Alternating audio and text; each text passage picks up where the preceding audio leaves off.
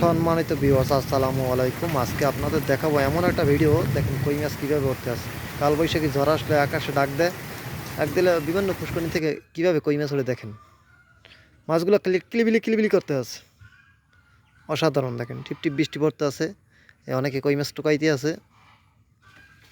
হ্যাঁ, ওই যে পাহাড়ে লাফায় দেখা যায়। ও সামনে সামনে, আর একটু সামনে, ওই যে পুষ্করণীর ভিতরে পড়ে গেছে।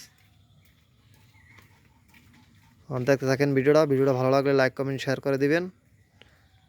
এই দেখেন কীভাবে উঠতে আছে, ঠুস করে পড়ে যেতে আছে।